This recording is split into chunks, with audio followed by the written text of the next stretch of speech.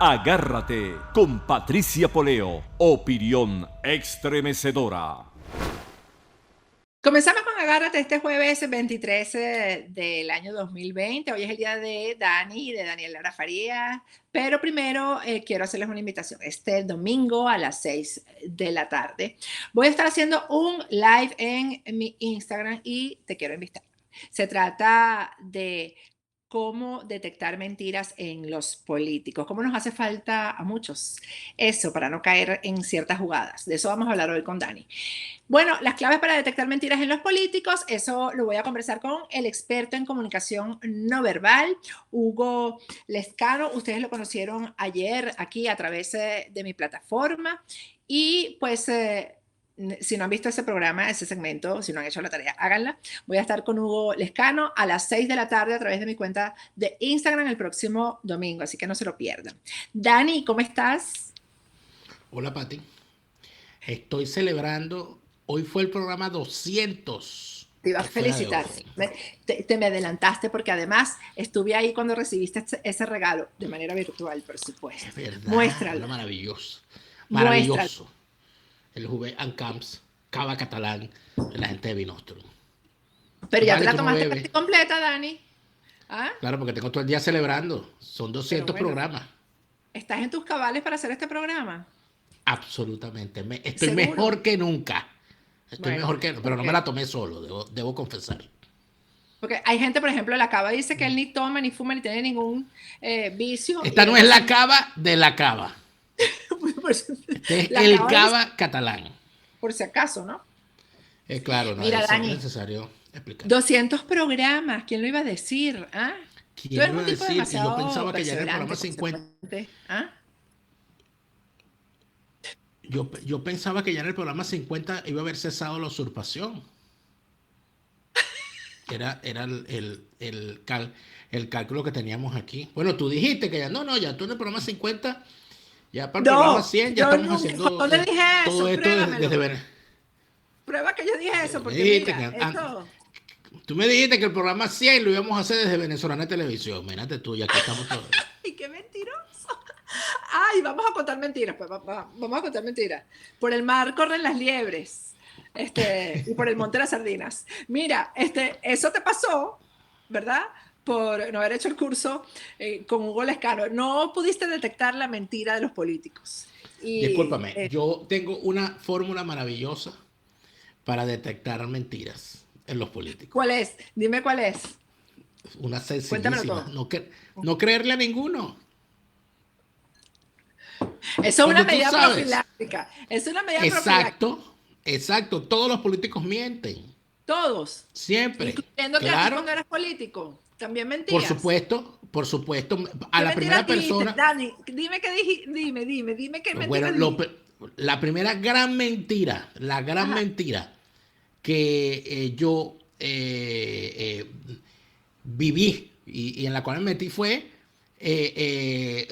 militar en un partido que no existía como Acción Democrática. Ese partido está muerto. O sea, Ya no existe. a la primera persona a la que yo le mentí fue a mí mismo. Yo me mentí a mí mismo. El militante político es por antonomasia un mentiroso. Siempre. Claro, ¿qué es lo que pasa? Que ¿Pero hay miente como aquella adrede canción. o es una conducta aprendida? Tienes que hacerlo, porque la política se trata de mentir. Por eso es que la labor del ciudadano, ¿verdad? Es escoger al político más honesto para que las mentiras de ese político sean menos nocivas. O al menos Esa- mentiroso, porque el más honesto, o se es todos honesto o no mienten. se es honesto. ¿Ah? Por eso, ¿qué es lo que ocurre? Que, por ejemplo, no decir toda la verdad es una forma de mentir. Cuando un Yo no presidente creo eso. dice, Yo no creo en eso. no decir toda la verdad es una forma de mentir. Yo no creo. Cuando un presidente, por ejemplo, se niega a decir, a dar datos económicos y los oculta para evitar que haya, que se precipiten eventos y que caiga la bolsa y que se dispare el tipo de cambio, etcétera, por el bien del país, ese político está mintiendo. Ah, pero ¿qué es lo que ocurre? Que te dirá, bueno, pero él está mintiendo porque su responsabilidad es proteger la economía. Entonces él está mintiendo en beneficio del país. Entonces es ahí donde pesa la honestidad. Ese Mm, político es un político honesto y la mentira que está diciendo es para salvaguardar al país y a su economía. Pero igual está mintiendo. Siempre va a mentir el político. Sencillo como eso. Y mm, el otro antídoto es entender que como el político siempre miente, dígame las ujú. campañas electorales. Las campañas electorales son festivales de mentiras. De ofertas Fe- engañosas. siempre, siempre. Son festivales de mentiras. Entonces, ¿qué es lo que uno debe hacer como ciudadano? Entender eso, que todos los políticos mienten. Y como todos los políticos mienten, lo que uno debería hacer en consecuencia es simplemente decir, oye, déjame buscar al político más honesto. Y además de eso, déjame tenerle siempre, como decían los abuelos antes, hay que tenerle la cuerda cortica. No darle tantas libertades, tiene que haber suficientes controles por parte del ciudadano. Esa es la mejor forma de evitar, porque los políticos además son como los muchachos que se portan mal. Fíjate, los muchachos cuando se portan mal, los que hemos tenido labor docente o los que hemos tenido niños a nuestro cuidado, cuando el niño se porta mal y ocurre algún desbarajuste, cuando la mamá, el papá el representante a su cargo va y le pregunta, Patricia, ¿qué pasó? Entonces Patricia, que es la niña tremenda, va a salir y decir, bueno, mira, papá, yo estaba aquí sentada tranquila, ¿no? Siempre va a empezar de esa manera. Yo estaba aquí Yo no fui. sentada tranquila. Y entonces vino él y se metió conmigo y entonces yo le partí la cara. O sea, el niño tremendo nunca va a decir, estaba aburrido y le quise partir la cara a mi hermano, sino que va a salir a decir, yo estaba aquí tranquilo, siempre, siempre él estaba allí tranquilo y nunca pasó nada. Así es el político. El político siempre sale a decir, nosotros hemos hecho los mayores esfuerzos para evitar tal. El político nunca va a decir, mire, de verdad, lo hemos hecho terriblemente mal. Hemos fracasado. Yo no sirvo como político y yo no puedo seguir aquí y por tal razón yo me retiro. Jamás, jamás. Albert Rivera lo hizo en España. Bueno, después de 5 elecciones, mija, si lo hubiese hecho en la segunda elección había que darle un premio, porque ya en la segunda estaba claro. Bueno, pero O sea, hay políticos lo hizo que después en la con 10 quinta, elecciones no lo hacen. Bueno, uno lo puede hizo, ser honesto. ¿Ah? lo hizo después en la quinta elección. Y aparte de eso, de una forma bastante errática, ¿no? Su carrera. O sea, que cuando Hay sí políticos, yo recuerdo, bueno, el caso del ex primer ministro inglés, cuando la vida le devolvió. Esos momentos sí son buenos en los políticos. Cuando la vida les devuelve el mal que han hecho. El anterior primer ministro, el primer ministro del Brexit, que perdió el referéndum, había lanzado una campaña feroz, feroz y malsana en contra de los nacionalistas escoceses. Los nacionalistas escoceses querían separarse del Reino Unido de la Gran Bretaña y este señor aplicó todo su poder para que en Escocia los nacionalistas escoceses perdieran. Y fue una campaña bastante agria y utilizando unos argumentos verdaderamente infames.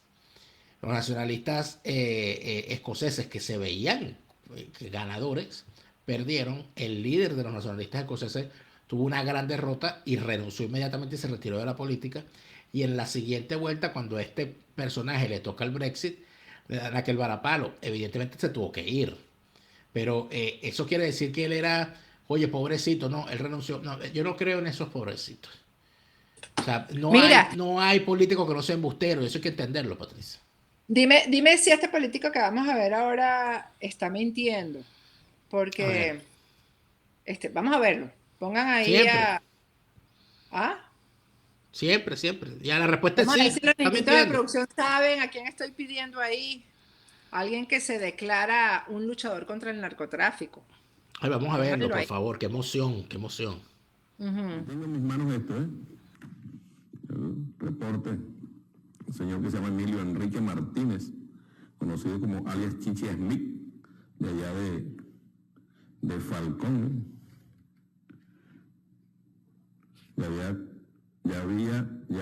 Había pagado condena por 1.500 kilogramos de cocaína. Fue sentenciado a 11 años y 9 meses. Sentenciado a 11 años y 9 meses en el año 98. 98 al 2020.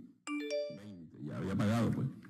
Pero en vez de salir a trabajar, lo que fue a seguir reincidiendo con el tema. Y una cantidad de bienes imposible de justificar por ningún negocio legal, con una cantidad y utilizan fachadas, utilizan fundaciones para meterse en los barrios, meterse en las comunidades. Bueno, contra todo eso nosotros vamos. Y nadie crea que eso de Falcón y de Carabobo son hechos aislados. No. Ya verán. Eso tiene sus réplicas por otros lados. ¿Por qué? Porque no podemos permitir que en Venezuela el narcotráfico se apodere de la política. Una cosa es que las bandas de Juanito Limaña y los rastrojos, bueno, deberían ser las excepciones. No podemos convertirnos como la oligarquía colombiana, que este señor Pablo Escobar tenía hasta una bancada en el Congreso. Ya va con eso. Mira, ¿qué te parece que él? Mira, lo primero que dice es que el Chiche Smith fue condenado en el 1998 a 11 años por narcotráfico. Le agarraron un montón de cocaína, pero un montón, ¿no? Y entonces, en el año 2000 ya había pagado la condena y salió en libertad. ¿Cuántos años hay de 1998, perdón, de 1998 al 2000? ¿Cuántos años hay? 2. Ajá, porque de verdad que yo dudo, porque yo con los números soy muy mala. Entonces, pero él dice que ya en el 2000 que estaba mandando Chávez, ya él había cumplido en 2 años, 11 años de condena y para la calle. ¿Quién lo tiró para la calle? A ese narcotraficante. Pero entonces ahora Chávez. Diosdado dice que no se puede permitir que el narcotráfico se apodere de la política.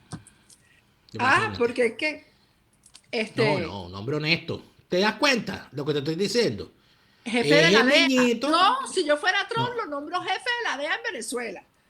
Es el niñito que llega a la mamá, está este desastre armado aquí, dice, Diosdado, ¿qué pasó? Mamá, yo estaba aquí tranquilo, ¿no? Y llegaron esos narcos y empezaron a vender cocaína. ¿Y tú qué hiciste? Nada, yo estaba aquí sentado. Eso es lo tradicional. Entonces, ¿qué es lo que ocurre? Mira, ya, espérate, porque yo quiero darte ocurre otra tantas cosita cosas. que tú me la analices acerca de esto, del mismo tema. Porque hoy sale una publicación del Ministerio Público de Maduro, que lo encabeza Tarek William Saab, ¿no?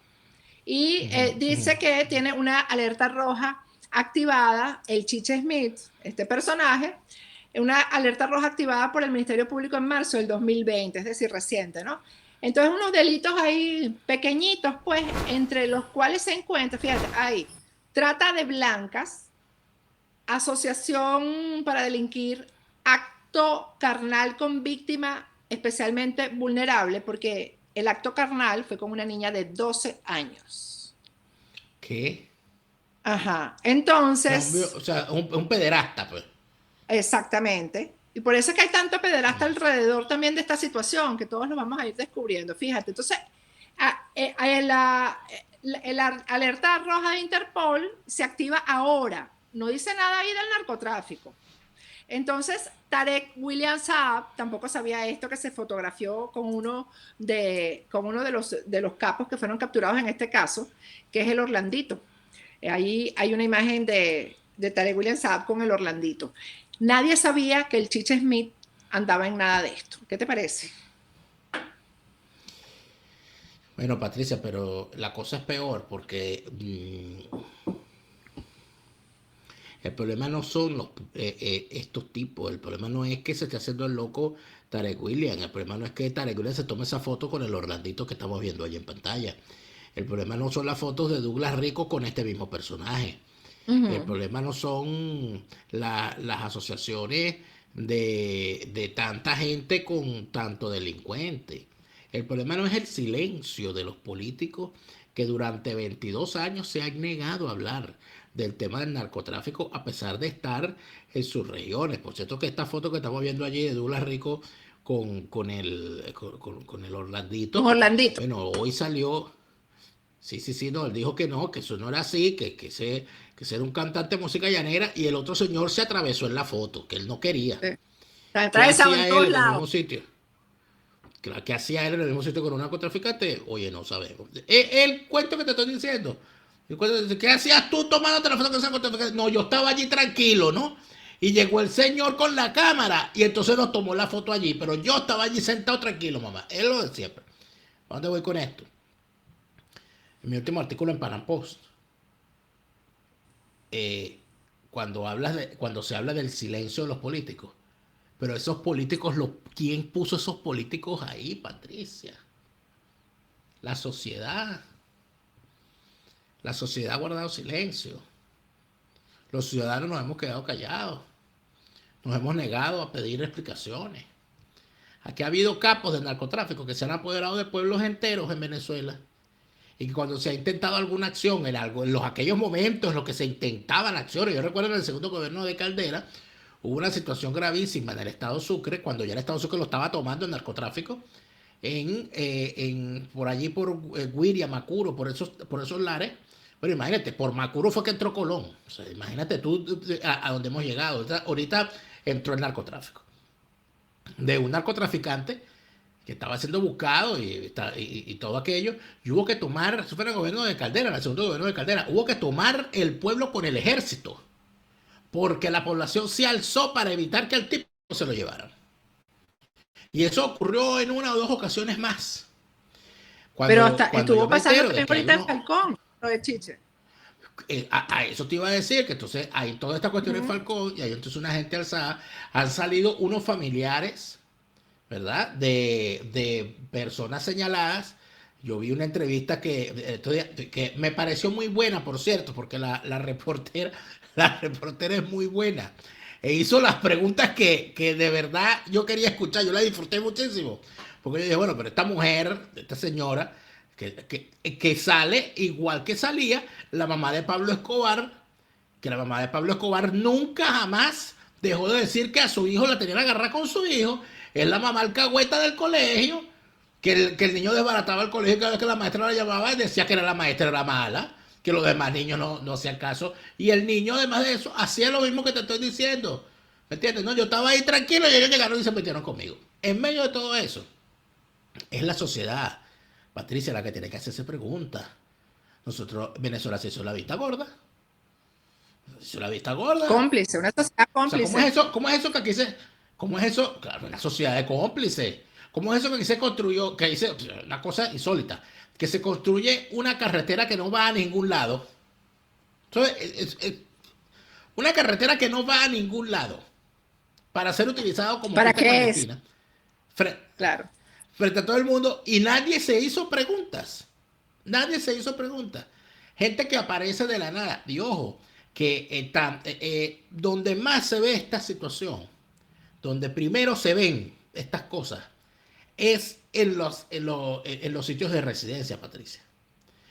Porque cuando uno vive en un barrio o cuando uno vive en una urbanización, si tú vives en un barrio y tienes un vecino que de la noche a la mañana cambió la plancha de zinc, ¿verdad? Sin oficio conocido, cambió la plancha de zinc por una casa de 3 plantas, puso parabólica, metió un jacuzzi, llegó con una camioneta Homer y de la noche a la mañana se mudó de allí y se fue a otro sitio mejor.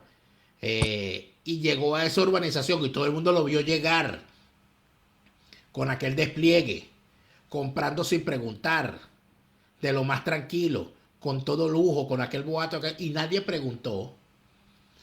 La gente que vendió las casas y no preguntó. No le importó a quién. ¿Cuánto cuesta esa casa? No le importó a quién vendió todo aquello. Y que muchos de ellos están metidos en problemas ahora. Porque las transacciones te están preguntando. Mire, este dinero que usted, esa transacción que usted hizo aquí, ¿a qué se debe? ¿Nos podría explicar? Entonces, Mira, sobre el asunto esto, está Dani, que es la sociedad. Déjame hacer un paréntesis ahí, porque hay una cauchera que está involucrada en esto del lavado, que se llama La Ceiba, ¿no? Y entonces hoy estaba averiguando, resulta que se llama La Ceiba porque la calle donde se crió el dueño, que se llama Raúl Morales, que por ahí tenemos la imagen de él, se llama La Ceiba. Es una calle en Valencia. Y los vecinos, hoy hablé como con 3 vecinos que lo conocen desde pequeño, dicen, mira, él vivía en la casita más humilde de la calle La Ceiba era la calle de Raúl Morales. Y lo que tenía era una tienda de autoperiquitos, no era una cauchera, era una tienda. De repente empezaron a ver cómo ese muchacho, con lo que tú dices, ¿no? Empezó a crecer y tiene sucursales aquí en Miami con publicidad en todas partes, de la noche a la mañana. O sea, Eso es un caso. pero empezó vendiendo autoperiquitos. Pasó de los autoperiquitos al pericón, ¿será? Porque esas son las cosas que uno se pregunta. Entonces pero además de Me eso, está mandando a cortar aquí el hay, muchacho este que se pone atrás aquí. no, Oh, vamos a cortar que pero cortemos, yo dice. quisiera Y me hacerte faltó unas cosillas, me vamos a faltaron cortar. cositas, pero vamos para el próximo segmento con las otras cositas que me faltaron. Ya Bueno, también volvemos. vamos para el próximo segmento con otras cositas. Ya venimos.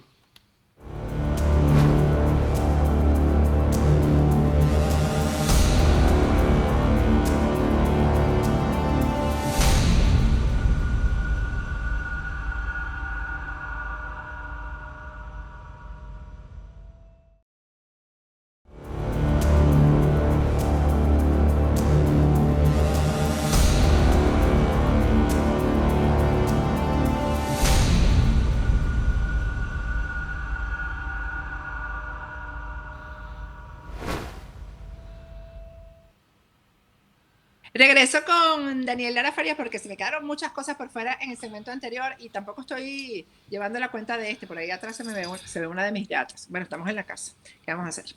Mira, Dani, hay una pregunta que yo no la había respondido y quisiera que la respondieras tú, que me han hecho un montón de gente y es una pregunta lógica, muy lógica como son nuestros seguidores, que son lógicos, son analíticos. ¿Cómo es esto de que se está persiguiendo el narcotráfico en Venezuela, afectando a ciertos representantes del oficialismo? Porque a la cava lo han dejado afuera, pero está empastelado por todos lados. Yo me imagino que con la cava están haciendo una especie de acondicionamiento en el sentido de que, bueno, si sigues, por ejemplo, tratando de ser presidente de Venezuela junto con la oposición, pues ya tú sabes lo que te espera, etcétera. O sea, le mostraron, tú sabes, ¿cómo es que se dice? Bueno, le mostraron la daga de la muerte. Pero, ¿por qué crees tú que hay esta persecución a un negocio que ha sido el que ha fomentado y fortalecido el régimen, que es el narcotráfico?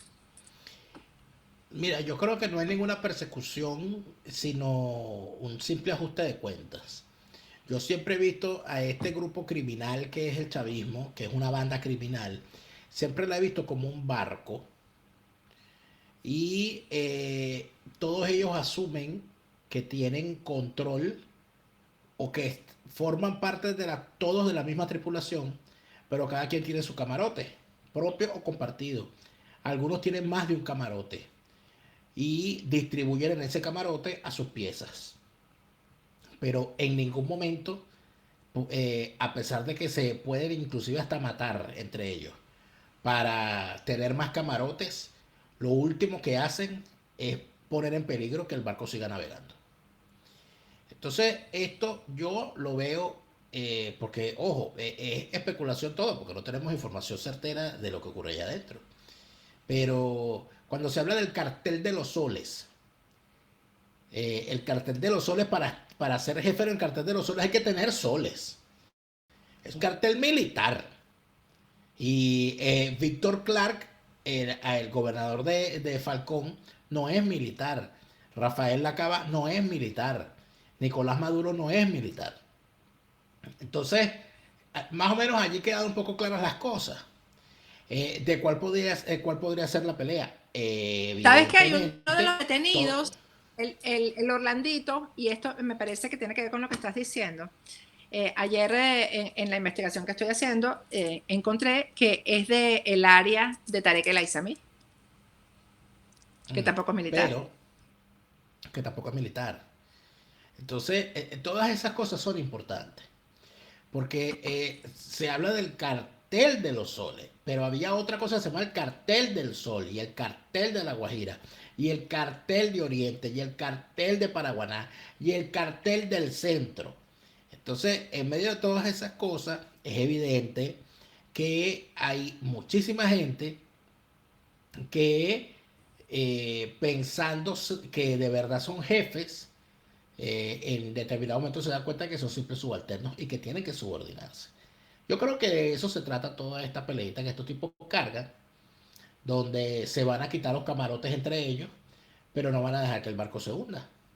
Ahora, yo poniéndome a fabular y a pensar en todas estas cosas, ¿quién se hubiese imaginado en el año 2012 que Cliver Alcalá Cordones se iba a entregar a los Estados Unidos para cantar todo lo que sabía? Nadie. Entonces, ahora me hago, y fíjate lo que ha empezado a ocurrir, que para mí no es casualidad. Pero ahora me pongo yo en la siguiente circunstancia. ¿Qué pasaría? Porque en el 2012 era indecible, impensable que el señor Alcalá Cordones fuese acusado por los Estados Unidos y que se entregara además. ¿Qué pasaría si dentro de esos mismos argumentos o escenarios impensables, el señor Lacaba se terminara entregando a los Estados Unidos? O peor aún, que el señor Diosdado Cabello decida en alguno de estos tiroteos que cargan entre ellos, darse cuenta de que lo único que le queda hacer, así como le pasó a Cliver Alcalá Cordones, es salvar el pescuezo y colaborar con los Estados Unidos. ¿Qué pasaría allí? Bueno, eso podría explicar muchas cosas. Número uno, eso podría explicar por qué razón a Diosdado Cabello se le jala tanto mecate dentro del chavismo y por qué razón Diosdado Cabello es tan intocable para la oposición.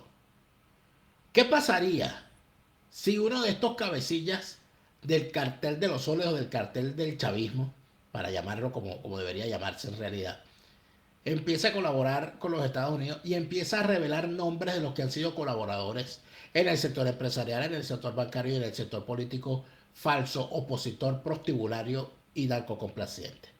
¿Le conviene eso a los politiqueros que han estado todos estos años callando lo que ocurre en Venezuela sobre el narcotráfico? Evidentemente no. Por esa razón es que han hecho mutis sobre el asunto durante tanto tiempo, incluyendo en este momento estos Es que no personajes. hablan de esto. No hablan del asunto, ninguno habla del asunto. Jamás han hablado del asunto. Revisemos, es más, hagamos una cosa muy sencilla. Revisemos, porque la cuestión es revisar. Revisemos los planes de gobierno y las propuestas de gobierno de Manuel Rosales y de Enrique Capriles Radonsky en los momentos en los que fueron candidatos y de Henry Falcón. Y revisemos allí donde aparecen sus posiciones y sus posturas y las medidas que tomarían contra el narcotráfico en caso de llegar al poder. En ninguna parte hablan del asunto. Hay otra gran indiciada que, por cierto, gracias por ponérmelo ahí en pantalla, porque cuando me acuerdo de ella, entonces, Luis Ortega, ¿cómo queda Luis Ortega en todo esto? Esa señora jamás acusó el cartel de los soles. Yo no sé qué tanta paja anda hablando esa vieja ridícula que no le da pena, chica, veces en el espejo, y ahora anda grabando videos y entonces la tipa se pone bravísima frente a las cámaras, tal, y la entrevistan en su canal oficial, que es EBTV, canal oficial de los falsarios, prostibularios y narcocomplacientes. Entonces la señora va y se deja entrevistar allí, y entonces le hacen acá, porque ella está muy brava, porque aquí está pasando una cosa horrible. Sí, mija, pero tú jamás acusaste a nadie por a ninguno de esos tipos. Tuvo que venir los Estados Unidos a acusarlo, porque tú jamás los acusaste. Entonces, es allí, ¿no?, donde uno más o menos se va dando cuenta del asunto y va viendo cómo son las cosas. ¿Qué hace este señor Acosta Carles libre? Si Acosta Carles fue el que le entregó, uno de los que permitió la actuación impune de Maclec en el estado Carabobo sin mayor recato. Ah, pero el señor está Le libre de decir, él está entregó ahí, el y que el puerto, chavismo pero disidente. completo. Entonces, allí, o sea, porque aquí hay un dato muy importante. ¿Cuándo se le va a poner el ojo al Instituto Nacional de Aeronáutica Civil? Ahí tiene que poner el ojo, porque es que acaso no permitió el Instituto Nacional de Aeronáutica Civil que Maclé se comprara una aerolínea cuando se compró Aeropostal. ¿Es que acaso esas aeronaves que andan por allí con matrícula venezolana regando droga por el mundo no han sido matriculadas por ese Instituto Nacional de Aeronáutica Civil? ¿Es que acaso esos pilotos que se han metido en esa situación no les han otorgado licencia en el Instituto Nacional de Aeronáutica Civil? Es que ninguno de los presidentes y altos funcionarios del Instituto Nacional de Aeronáutica Civil sabía que en el estado Falcón habían pistas clandestinas y fueron y capaces de moverse en algún momento para denunciar eso. Entonces, aquí hay muchas preguntas por hacer y mucha gente que no va a responder. ¿Cómo es posible que se haya construido? Yo no me cansaré de preguntar esto. Aquí se construyó un narcoestado, pero al mismo tiempo se quebró al país. Y cuando digo que se quebró al país, es que quebraron las arcas públicas, pero quebraron también los negocios, la gran mayoría de los negocios, las empresas expropiadas y todas esas cosas. Pero en el mismo periodo en que se construyó el narcoestado y en el mismo periodo de que quebró el país, el señor Juan Carlos Escotet pasó de ser un office boy, el office boy de Orlando García, de Orlando Castro, para pasar a convertirse en el hombre más rico de Venezuela según la revista Forbes. Oye, pero ¿y cómo ocurrió ese milagro? ¿Cómo tú tienes tus negocios en Venezuela, donde se está construyendo un narcoestado y donde está quebrando el país por la acción del régimen, pero tú te conviertes en un tipo más rico que todos los ricos que hay en Venezuela, juntos? O sea, alguien tendrá que preguntar eso. Y el señor llega, y entonces aquí es donde viene la otra cosa. El señor se va tranquilamente para España, se establece en España, monta un banco en España, monta sus actividades allá en España, pasea tranquilamente por allá. Nadie pregunta. Aquí se perdieron las preguntas. El señor Juan Domingo Cordero, por ejemplo, que fue factor principal de la operación de compra de Globovisión. Globovisión por parte de Gorrín. Ese señor fue presidente de la Bolsa de Valores de Caracas y fue presidente de la Bolsa de Valores de Caracas cuando empezaron las acusaciones de legitimación de capitales en la Bolsa de Valores a través de distintas casas de bolsa. Y el señor anda por ahí muy tranquilo y muy impune y nadie pregunta. Nadie pregunta nada. Nadie pregunta cómo que una persona, cómo se compraron medios de comunicación de esta manera tan alegre. Y no solamente se los compraron, sino que la gran pregunta está en quienes se los vendieron. Porque a mí no me van a venir a decir los que vendieron el Universal, los que vendieron el Últimas Noticias, los que vendieron Globovisión, que no sabían a qué bandidos le estaban vendiendo los medios. Entonces, mira, sí, aquí hay una serie de preguntas muy importantes que hacer todavía. Aquí hay una serie de situaciones bien difíciles que estamos viendo. Y hay además un trastorno nacional. O sea, Venezuela se ha convertido en el sueño de Pablo Escobar. Venezuela es hoy lo que hubiese sido Colombia si Pablo Escobar hubiese continuado su carrera política. Y eso ocurrió frente a la vista y el silencio de la sociedad venezolana. Y aquí no podemos seguir haciendo silencio, ni podemos seguir entonces en un festival que se está cayendo, que es una cosa impresionante. Yo he visto todo esto que ha lanzado la gente de Voluntad Popular, porque es la gente de Voluntad Popular la que está en esto. Bueno, que se han lanzado, y es la gente de Voluntad Popular porque son los que más tienen que responder. Porque Voluntad Popular tiene a uno de sus principales diputados electos en el estado Falcón, a sus principales líderes en el estado Zulia, a sus principales líderes y las vagabunderías que han hecho en el estado Carabobo y en el estado Sucre. Entonces ellos tienen mucho que responder, obviamente. Entonces por eso que tienen esta jornada. Entonces resulta ser que el único partido donde penetró el narcotráfico fue en Vente Venezuela, porque un dirigente de un municipio llamado Carirubana, el tipo cayó preso, él y su hijo, por el tema del narcotráfico. Entonces, pero a los diputados de a la Asamblea Nacional que tienen 22 años haciendo política y hasta más, y que jamás han hablado del narcotráfico, a ellos nadie lo señala. O sino que hay que estar señalando precisamente al tipo este que era dirigente parroquial, no sé de qué cosa era lo que era él, que si está metido en eso, ojalá vaya preso y ojalá lo maten. Pero a fin de cuentas, el planteamiento aquí es que no me vengan a mí con el cuentico de que ese es el narcotraficante. Mira, mira qué horror. Ay, María Corina, que se la da de santa, mire, tenía un narcotraficante ahí. No, amigo mío, respóndame, señor Leopoldo López. Leopoldo López es el que tiene que responder. Leopoldo López tiene que Por responder cierto, que a qué se dedica su querido diputado Luis Stefanelli, diputado por el Estado Falcón. O sea, y hay que preguntarlo abiertamente, porque no me vengan a mí con el cuento de que son todos honestos cuando ya salieron José Brito, Luis Parra, el Goyo tal y todos los demás. O sea, aquí no nos vengan con ese cuento. ¿Cuántos diputados del Nuevo Tiempo en Zulia han hecho investigaciones contra el clan de los Meleán? De ese tema no hablan. De ese tema no hablan. Aquí hay ¿Tenemos unos número? diputados que han sido representantes del Estado Zulia. El diputado Montoya, por ejemplo, que dejó de ser diputado por el Zulia para pasar a ser diputado por Apure. Y no ha visto el narcotráfico ni en Zulia ni en Apure. Una cosa impresionante. Ese es peor que Topacio. Ese todavía no se ha despertado. Entonces, el señor Marquina, que ha sido diputado por el Estado Sucre de Nación, por el Estado Miranda Sucre. y ahorita por el Estado Lara. Él no ha visto narcotráfico jamás, nunca. Entonces, hoy vi Mira, que salió Dan, William Dávila, porque William Dávila es yo no sé cuál es la dolencia mental que Drupi. tiene William Dávila. Ojalá algún psiquiatra pudiese diagnosticar las dolencias mentales que tiene ese pobre ciudadano. Bueno, él tiene 50 años de carrera política y jamás había hablado del narcotráfico. Hoy, el tipo sale a hablar del narcotráfico, pero bueno, como si fuese Camarena, la gente de la DEA aquel. El tipo, bueno, como si fuese de CSI. El tipo sabe de narcotráfico, bueno, porque él sabe de todo. Chico, pero tú pasaste 40 años callado sobre el tema. Ahora sí, porque salieron los Estados Unidos. Mira, tú sabes que hay algo que me llama la atención. Bueno, todo esto que está pasando en Falcón, Paraguaná ha sido muy importante porque además en Paraguaná está la salida y la entrada de todo esto, ¿no? Por el mar.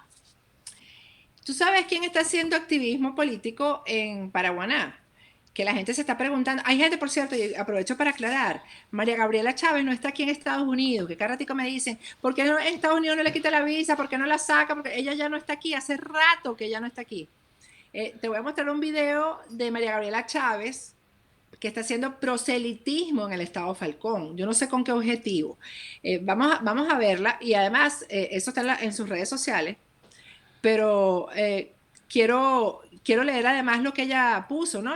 El comentario que puso sobre el video, porque evidentemente está en campaña. En las redes sociales además hay fotos de ella con la gente, etcétera, y me llama la atención que sea precisamente, no solamente en Falcón, sino en Paraguaná, ¿no? Que es donde está el centro del tráfico de drogas, por lo menos lo que se está investigando en este momento. Vamos a ver el video. Ahí está. Leyenda, Dani dice, muchas veces hemos caminado por esta calle, yo desde hace unos 6 años, Roberto desde hace 30 años, Roberto es el novio. Actualmente el pueblo de Adícora, en Falcón, su gente organizada, está librando una batalla para impedir que esta calle pública sea vendida a un privado para desarrollar un proyecto turístico muy importante, según alega la autoridad municipal. Yo no tengo ninguna duda sobre de qué lado debo estar, me uno a la sagrada voz del pueblo. Este pueblo hermoso que me ha recibido como a una hija más. Haremos todo lo humanamente posible por frenar esta arbitrariedad. Por favor, señor gobernador Víctor Clark, con mucho respeto, le pedimos, no permita esto. Tengamos siempre presente una de las más grandes enseñanzas que nos dejó mi padre. El poder no es para mandar, sino para obedecer.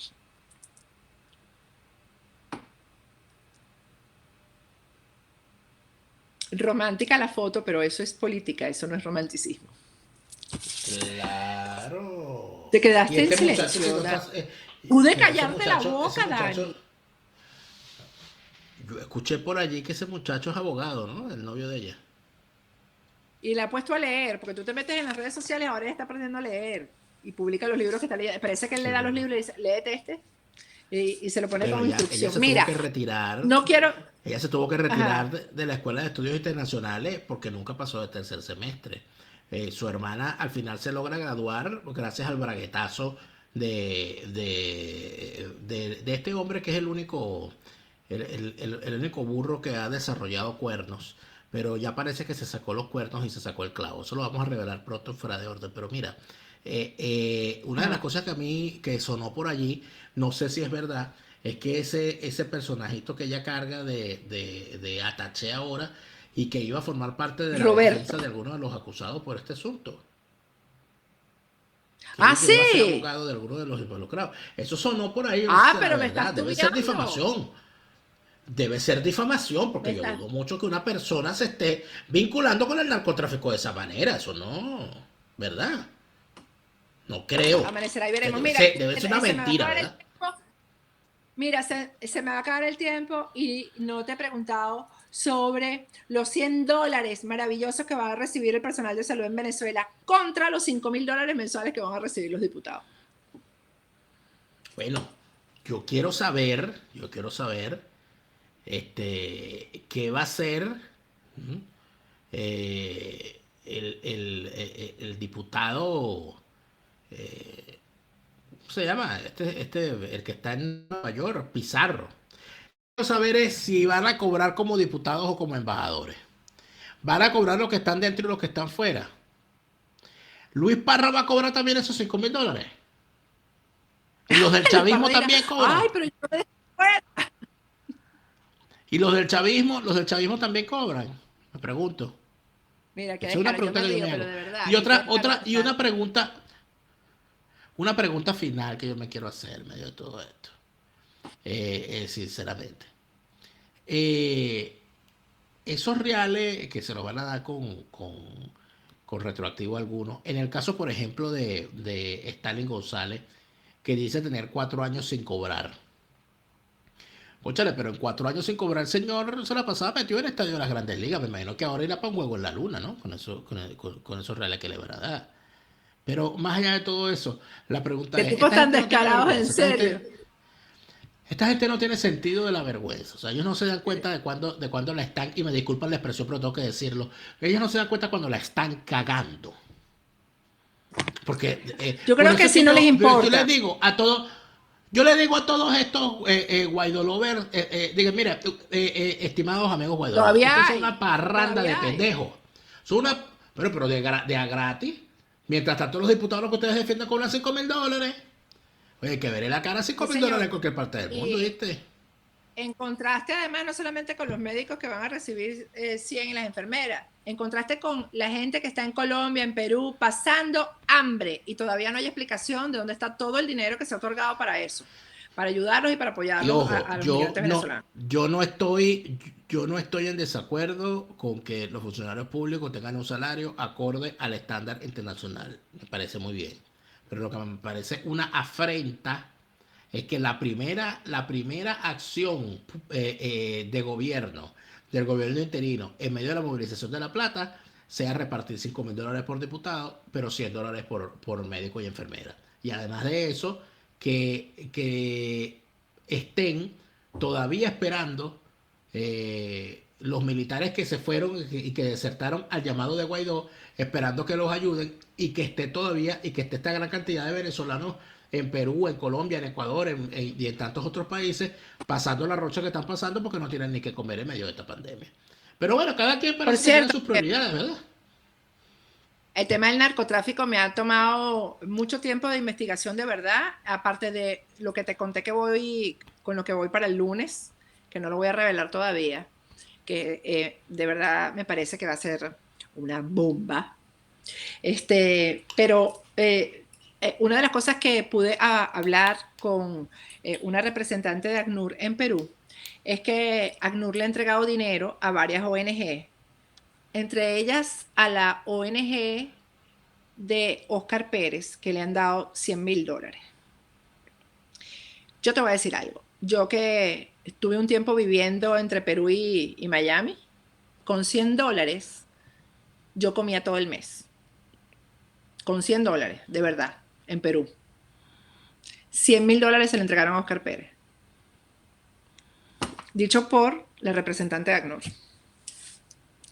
Bueno, Bueno, sería bueno Dani. que Oscar Pérez sería bueno que Oscar Pérez nos pase toda la labor humanitaria La que ha hecho con relación. esos $100.000, que Así seguramente es. le debe haber rendido muchísimo para ayudar a tantos venezolanos que están pasando penurias en ese país.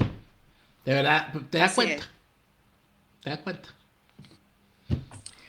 Gracias, Dani. Chao, Pati. Por cierto, al regreso, Daniel, hay un tema importante que tenemos que estar alerta. Están sacando a los presos políticos militares de Ramo Verde y llevándoselos no se sabe a dónde. Están simplemente desapareciéndolos, aprovechándose de que en medio de la pandemia, pues hay prohibición de movilizarse, hay prohibición de las visitas, ni siquiera los abogados pueden entrar a los tribunales, etcétera. Así que al regreso, en la última parte del programa, vamos a hablar de uno de los casos, pero son muchos, ya son casi 30 oficiales que han sido sacados de Ramo Verde y no se sabe dónde están. Gracias, Dani. Gracias a ti, Pati. Hemos cumplido.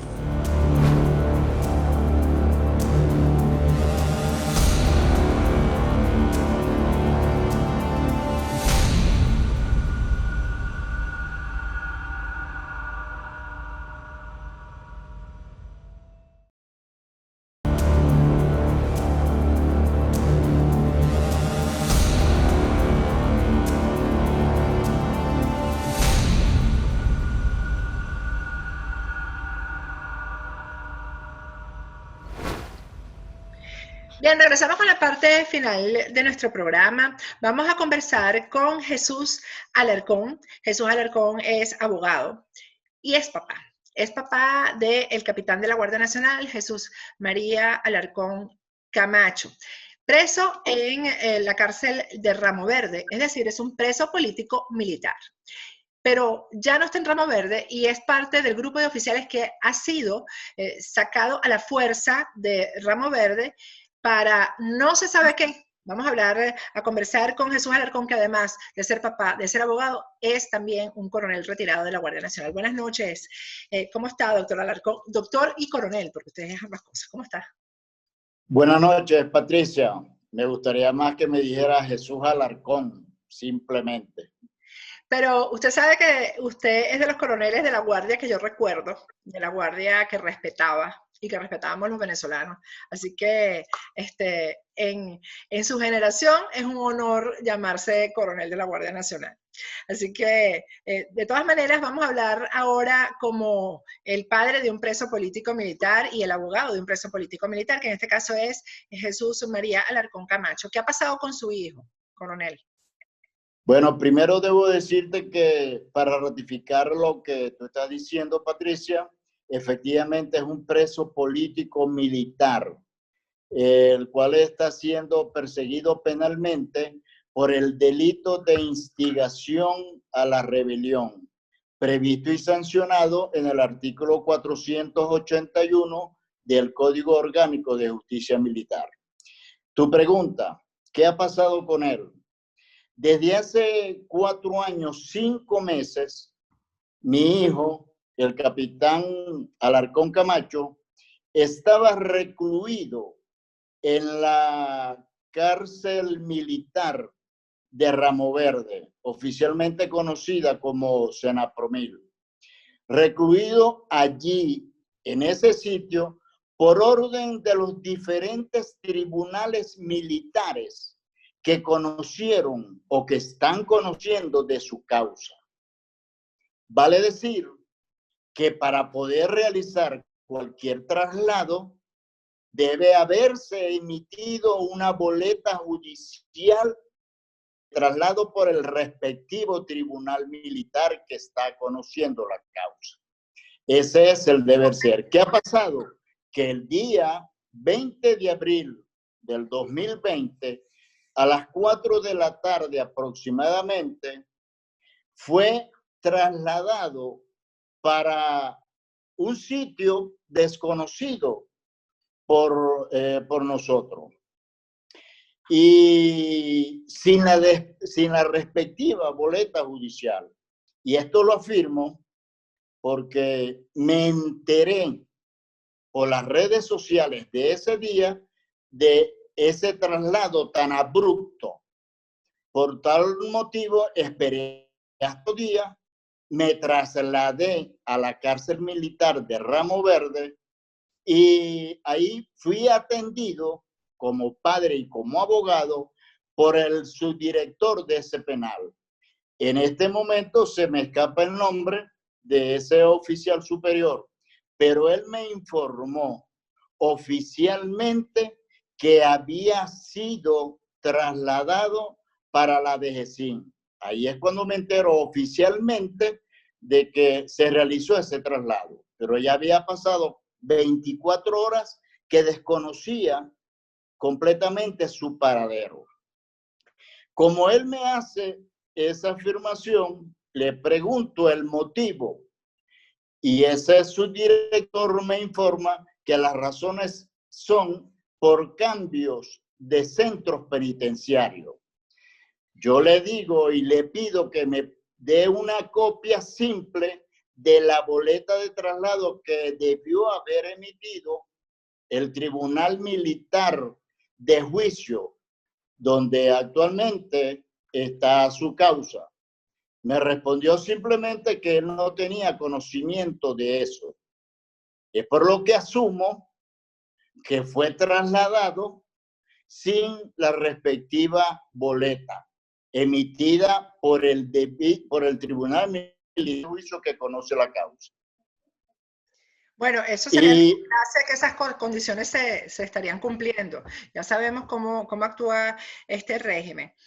Para irnos un poco más atrás, ¿en qué caso fue detenido su hijo? Mi hijo fue detenido el 20 de noviembre del año 2015 en una reunión de capitanes que se realizó en la Academia Militar de la Guardia Nacional, lo que tú conocías y lo que nosotros conocíamos, la antigua EFOFAP. Ahí, en esa reunión de capitanes, fue sacado de la reunión y más de 30 funcionarios de la DGCIN lo aprendieron, por supuesto, ilegalmente, inconstitucionalmente, arbitrariamente, sin la orden de aprehensión, y lo trasladaron a la sede de la DGCIN en Boleíta. A los días, pues en la presentación, le imputaron el delito de instigación a la rebelión militar que anteriormente te identifiqué. El caso de su hijo, el capitán Alarcón Camacho, no es el único. Han trasladado a varios e incluso tengo entendido que hay algunos que todavía no se sabe a dónde están.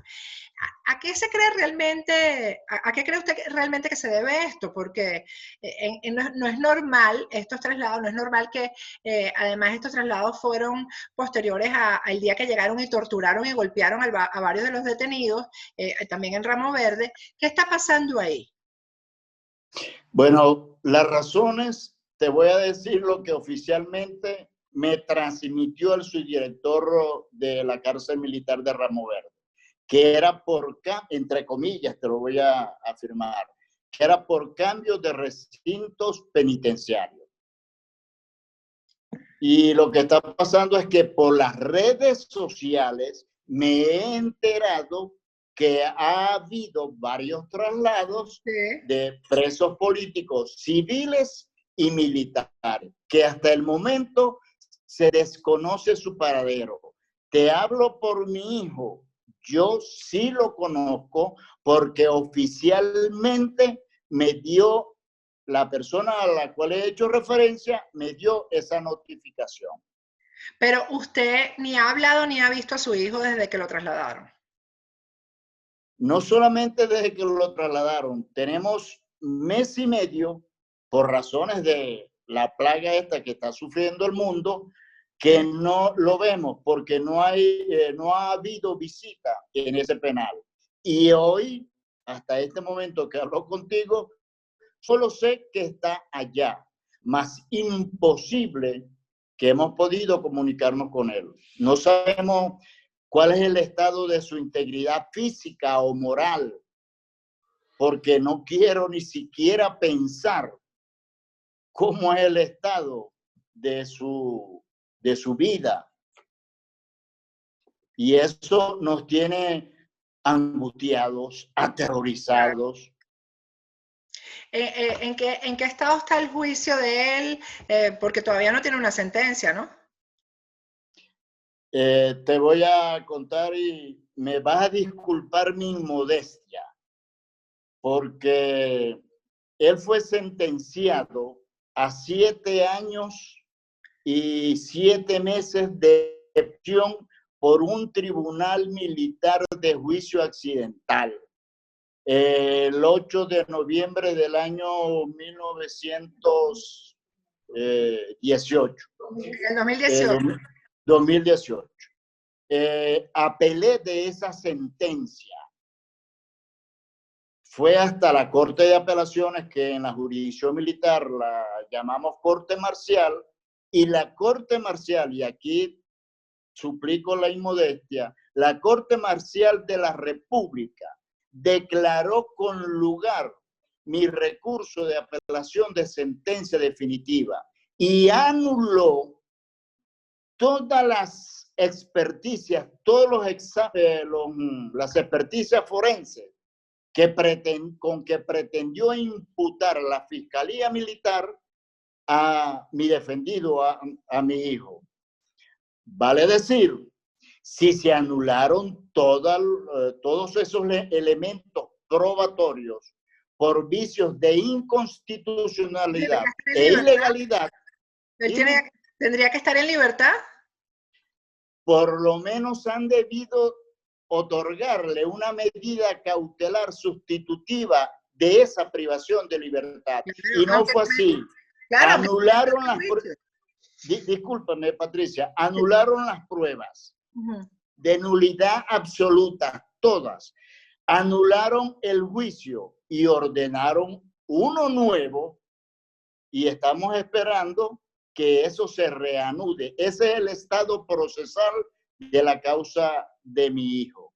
Como tú dices, elementalmente han debido otorgarle una medida cautelar, pero tú lo dijiste al principio, sabemos que no tenemos Estado de Derecho.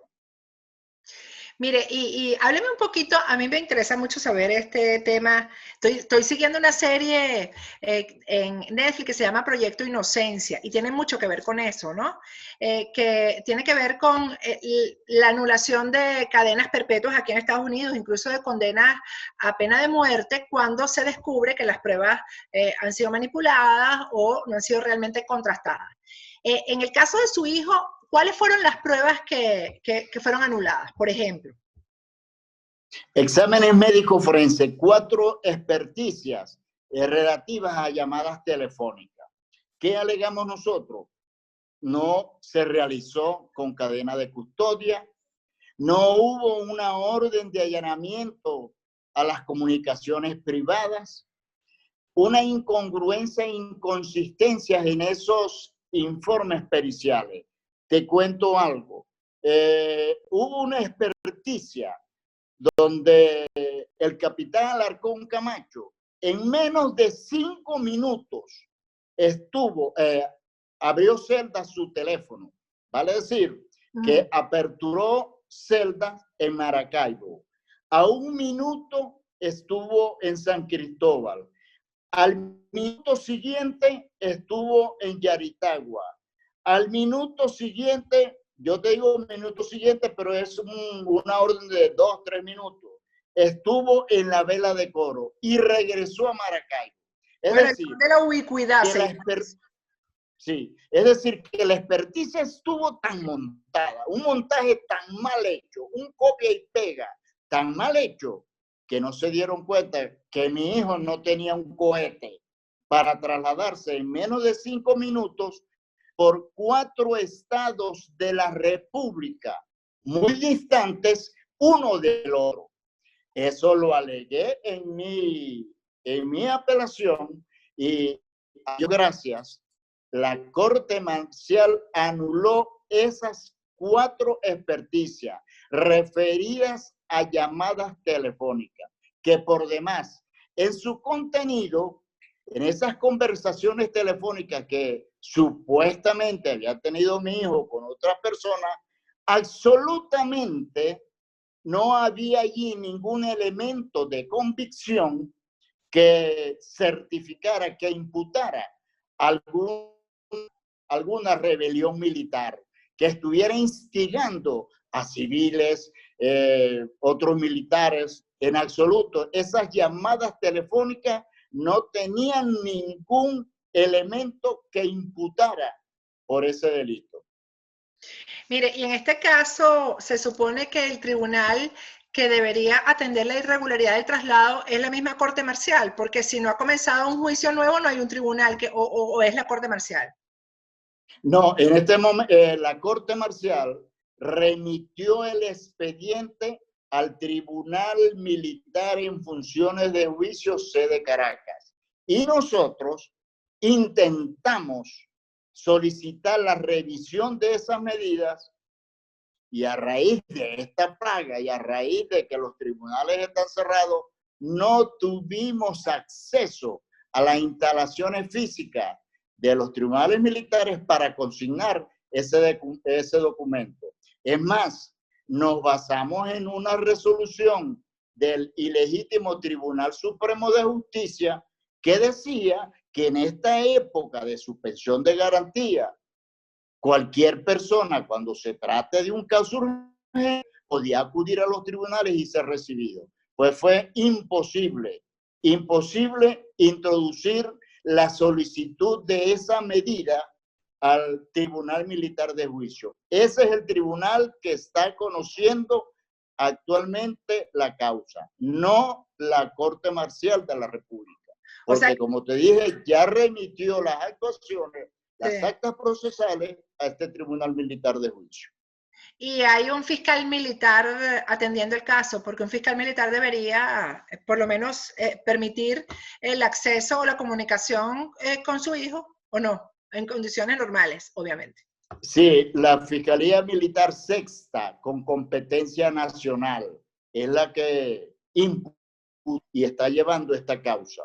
Pero intentamos ese día hablar con la Fiscalía, imposible penetrar a las instalaciones de los tribunales militares, que como tú sabes, en la misma instalación donde funcionan los tribunales militares, hay un anexo donde está la Fiscalía Militar. Bueno, yo me imagino, yo no sé si ustedes los familiares, porque esto le está pasando a varios presos políticos, militares y civiles, como usted mismo lo dijo, se están organizando de alguna manera, porque escudándose en la pandemia y en las condiciones atípicas en el país, pues entonces esto se podría alargar muchísimo. El hecho de que ustedes no tengan acceso ni comunicación con su familiar.